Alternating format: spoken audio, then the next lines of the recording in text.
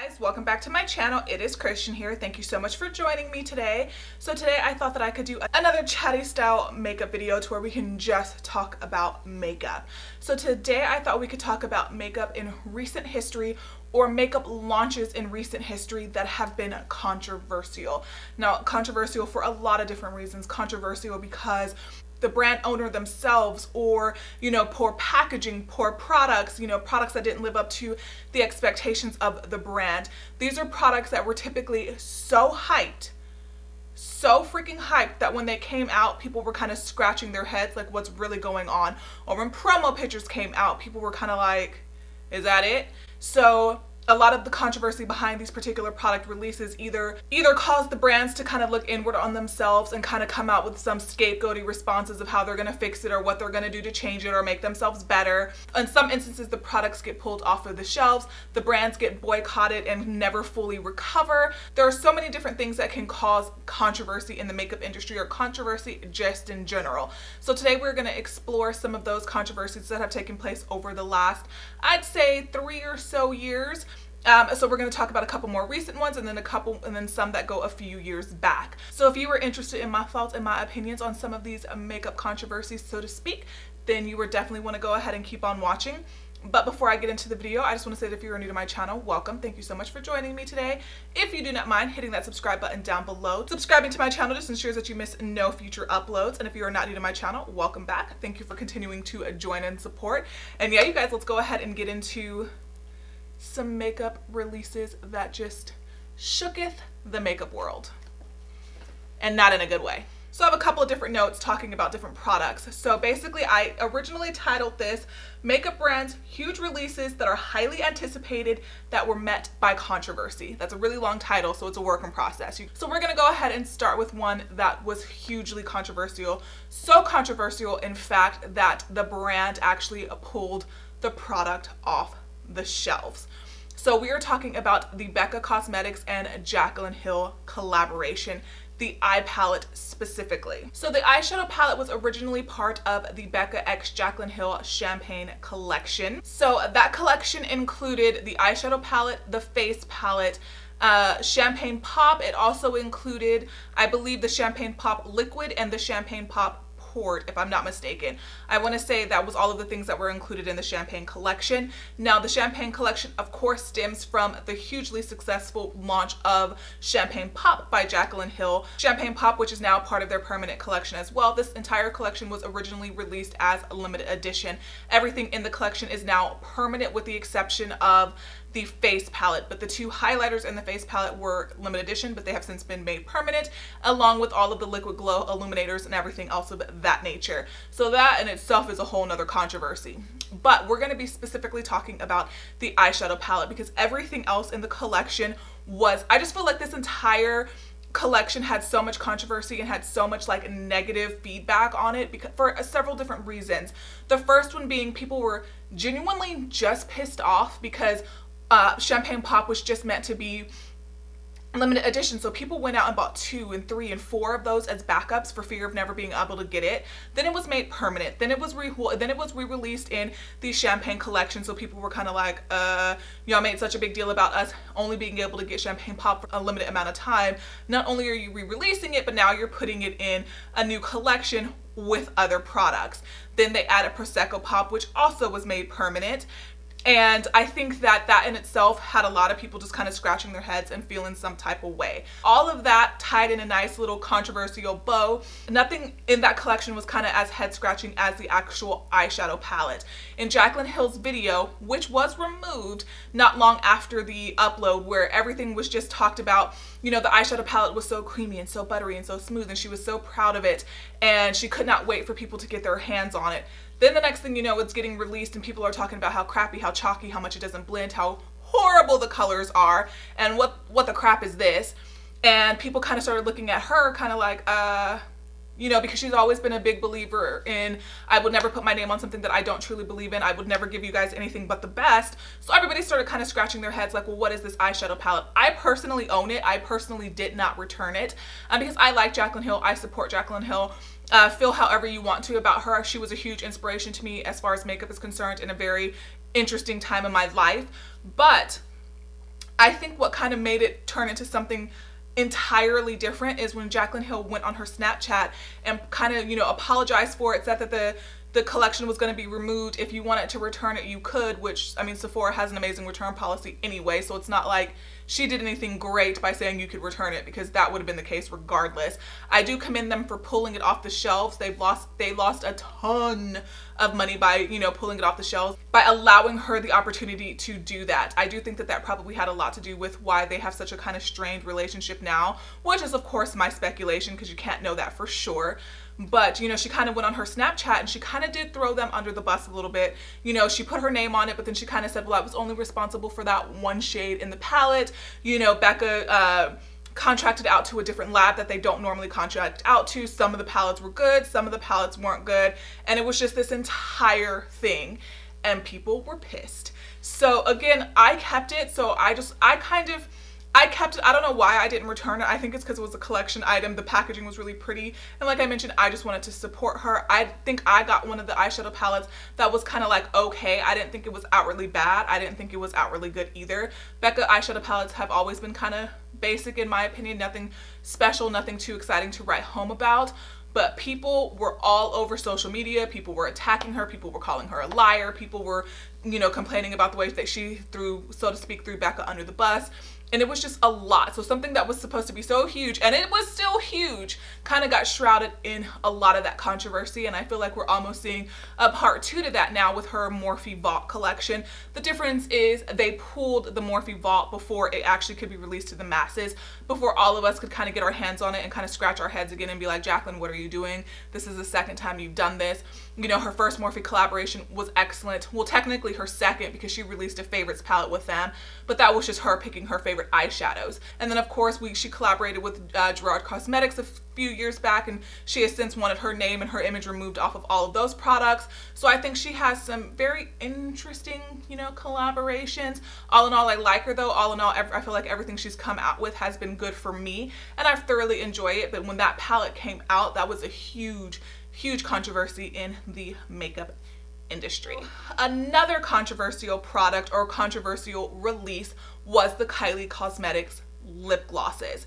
Now people, and I want to say that it was really Jeffree Star who kind of took it to like the next level, but there was controversy surrounded by Kylie Cosmetics to begin with, because she was seen in a ColourPop factory. Well, I guess not really seen. I think she posted it on her Instagram. So then a lot of people started speculating that she actually was, you know, I guess, what's the word, private labeled by ColourPop. And I'm not really here to talk about that, but I'm kind of here to mention when her lip glosses were released, and they were released and the wands on them were just terrible. They were bent, they were frayed, they were to the point where you couldn't even use them. Kylie Cosmetics is very known for having no returns or exchanges on her products. And then Jeffree Star made his little, I think it was a Snapchat rant, and he went all the way in on her products and threw them in the trash can, if I remember correctly. Basically like, this is garbage, I don't know what you're doing. And after the launch and the success of her lip kits, when everybody was watching and everybody was looking at her, it was kind of like they just threw this product together. They didn't really do any damage control, and I feel like that's something that Kylie Cosmetics' brand has a little bit of issue with, damage control. You know, when the peach palette was released and the smell, I actually got it and it did smell really, really bad. You know, people are always saying, oh, well, you're just looking for your 15 minutes by kind of, you know, hating on the brand and kind of just putting out, you know, no nonsense. But then when they kind of get released to mass, you know, market, people are like, oh crap, this actually is pretty freaking bad. I mean, Kylie Cosmetics brand as a whole, I think has been kind of surrounded in a lot of controversy. I mean, I feel like some people just hate on the brand just to hate on the brand, because people are going to hate on anything that a Kardashian or a Jenner name is attached to. But I mean, Kylie Cosmetics was also sued by Vlada, MUA, by Vlada here on Instagram, for basically stealing her imagery. And I do believe that Vlada won that case, if I'm not mistaken. And as far as the lip glosses are concerned, I do think that Kylie did correct the issue and she did replace people's lip glosses. But I can't help but wonder if Jeffree Star hadn't have been so vocal about his anger and frustration towards those lip glosses and basically calling them essentially garbage and trash, would she have? Because people complained about, you know, the peach palette, the peach palette that she released, and how it had that such like horrible odor. Tons of people complained about that, tons of people, and they were just kind of like, nope, the product's fine. Oh well, they didn't offer returns, they didn't offer exchanges. Kylie Cosmetics at this point is a $900 million business, and I think that the fact that they're saying within the next year she is going to be a $1 billion empire, and I think that the fact that she still does not offer returns or exchanges on her products is absolutely ludicrous. A lot of indie brands do that because of, you know, cost, and they're trying to keep costs down, and because they just can't afford to replace items. That's why you'll see on a lot of indie brands no returns or exchanges, so you kind of buy at your own risk. But when you start getting into the mass success of Kylie Cosmetics and you still are not offering returns or exchanges to your customers, I think that that's a little ridiculous. You're a $1 billion empire at this point. Get it together. The next brand that I'm just gonna touch base on this one really quickly because it's still kind of like a newer situation, and it was definitely heavily talked about a couple of months ago. Tarte and their Shape Tape foundation. People were pissed. And the controversy in that particular release, as we all know, lies in the shade range. It was light, lighter, and light medium, essentially is what we got. We got 12 shades and 2 different formulations, a matte formulation and a more dewy formulation. And people were so hyped, so excited. We were like, yes, this is going to be the next big foundation. This is going to take over the foundation world. It's going to be as good as the Shape Tape concealer, which everybody is completely obsessed with. And then the promo pictures came out, and like I've said 8 times already, people were pissed. This was one of the most anticipated foundation launches, if not the most anticipated foundation launch that we had seen. And then for them to come out with 12 shades. Of 12 shades of a foundation that is an extension of a concealer that literally is one of the most raved about concealers in recent history. People were, I mean, you remember how upset people were. People started boycotting Tarte. People started just like the reviews, people who even were going on brand trips, people who are normally a little bit more, you know, I'm going to push it under the rug and just say nice things because, you know, I want my free trip to Maui or whatever. Even those people were speaking up like, okay, sis, like, come on, Tarte, what are you doing?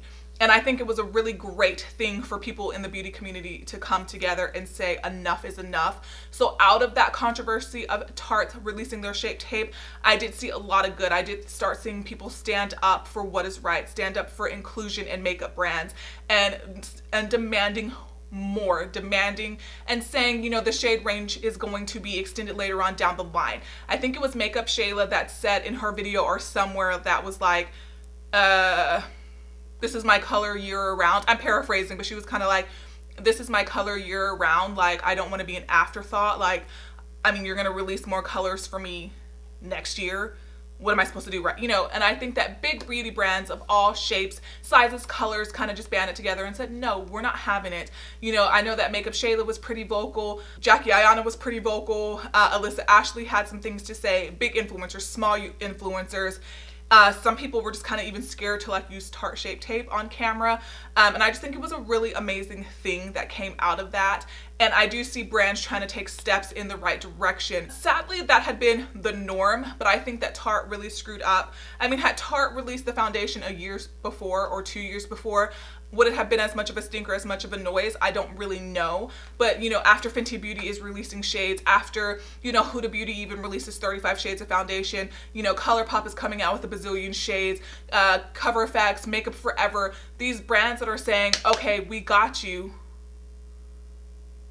Then you see Tarte come out with not only 12 shades, but 12 shades in 2 different formulations. People were kind of like, well, instead of spending the money making 2 different formulations, why didn't you just make more shades of one? And then there was a controversy of the Shape Tape foundation because people were trying to figure out if it was just a reformulated version of a foundation that had been discontinued probably some months prior. So then there was that surrounding it. You know, people were looking up ingredients and saying they are literally the exact same ingredient list. They apply the same, they wear the same, they look the same. The only difference is they slapped Shape Tape on it and they changed the bottle.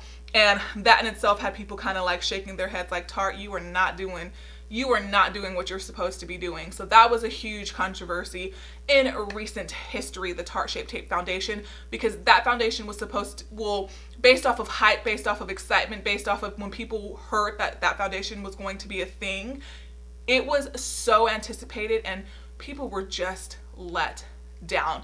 I am a foundation junkie. Like, I will be the first person to buy a new foundation. I didn't even bother, and because I didn't see the point. I just kind of felt like, you know, and I skipped over both of them. I don't know if maybe I'll try them down the line at some point, but I do think that they dropped the ball big time with the release of the Shape Tape Foundation. And another controversial product, and it was a controversial product because I think that when Alyssa Ashley originally did her video, people were kind of trolling her and coming for her like, clearly you don't know what you're doing, because I think so many people were under the impression that Anastasia Beverly Hills can do no wrong. So the Subculture palette,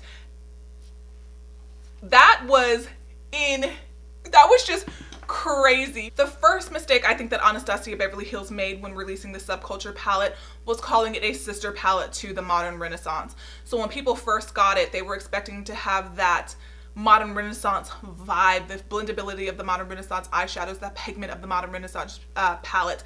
And yes, the Modern Renaissance does have kick up. It has quite a bit actually, but people were not ready for what we got with the Subculture palette.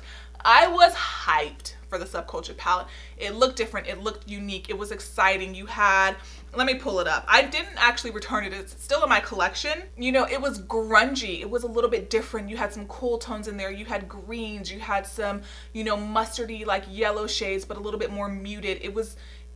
I was excited because the first time I saw Subculture, I was kind of like, yes, I don't have a color story like that in my collection. And I was excited. And typically speaking, Anastasia is another one of those brands, when they release something, I'm usually like ready, and I'm ready to go for it. And I think that they handled the whole Subculture gate just poorly. You either love that palette or you hated it, and most people are very vocal about their lack of love for that palette, and I think that it got handled a little bit incorrectly as far as the release, and as far as, you know, Anastasia Beverly Hills kind of, you know, people coming out and saying, well, if you're not a real makeup artist and this is for makeup artists, this isn't for the faint of heart. You have to know how to blend, you have to know how to use pigment. And then there are people who are actually really good at makeup just being genuinely like, no, the palette sucks. But then on the flip side, people were like, no, this palette is highly pigmented, it's easy to use if you know what you're doing. So you were either lying or you were lying, you know what I mean? And I think that so many people just got caught in the middle, because when the palette first came out, like I mentioned, because Alyssa Ashley was one of the first people to really review it, people trolled her so badly, and then more videos started coming out, and then more people started complaining, and then more, you know, by the time it got into the hands of the everyday user, everybody was just kind of like, what did y'all do? Why did y'all change a formulation of a palette that was genuinely good? But then you have people like Samantha, Stephanie, Nicole, who are actually like, you know, I can get on board with this particular palette. So I think that Subculture was just, it was marketed as something that it should not have been marketed as. I think that's where they messed up. I think that the everyday consumer doesn't need a palette that's that pigment heavy, because you're not gonna know, I'm not gonna say you per se are not going to know how to use it. There is a such thing as too much pigment. There is a such thing as too much of a good thing. Like, it does exist. So I think that they missed the mark. I really wish that they had reformulated that palette, because I think that that palette would have been a really, really good palette. And to be honest, I've only used Subculture once. After all of the reviews and all of the, oh my god, this is so awful, and I'm a makeup artist and I can't even use this palette, I got scared, you guys. I did not return it. I haven't even used the Prism palette because people were kind of talking crap about the Prism palette. So I kind of just let it sit there and was just kind of like, okay, well, we'll wait for the next one. And now the Norvina palette is coming out, and I'm just like, please let this one be a banger, because it looks nice. So hugely controversial from a brand who usually gets it right all the time, and now you see Subculture on sale every other week at Sephora. I feel like even though Anastasia still has it in their permanent collection, sometimes I feel like they kind of want to sweep it under the rug and forget like it ever happened. So I do think that that's a palette that would benefit from like a huge reformulation and maybe like a relaunch a couple years down the line, so it can be what we wanted it to be, you know what I mean?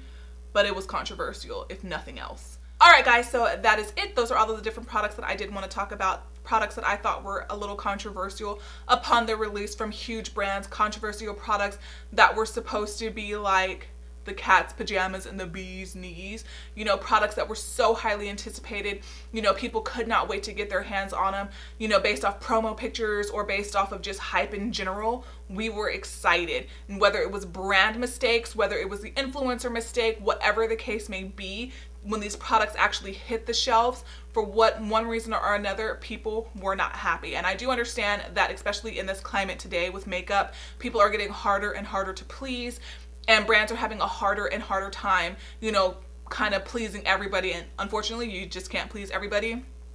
You come out with a warm, you know, a warm smoky palette, people are kind of like, well, we have 85 of those, what are you doing? But then you come out with an all colorful palette, people are like, well, where's my, you know, where's my transition shades to kind of ground the product? And then it's like, nobody's ever going to be happy all of the time. But I feel like when these products were released, it was a resounding universal. For the most part, most people were just genuinely like upset. So I really hope that you guys did enjoy this video. Sound off in the comments below, because there was definitely a couple more products that I could mention. So let me know if you would be interested in a part 2. Let me know if you absolutely don't care. I'm just trying to get a little bit, you know, get some more content on my channel, kind of come up with newer ideas, things that I'm kind of excited about, and just kind of chat. That way we can get some more videos out for y'all. Let me know what you think. Would you be interested in a part 2 or no? And yeah, you guys, I really hope that you did enjoy this video. Please don't forget to subscribe before you head out. It would really mean a lot to me. Like I mentioned all the time, I do work really hard here on my channel getting content out for you guys, and it only works if you subscribe. No, I'm kidding. Anyways, you guys, I hope you'll have a good one. Bye.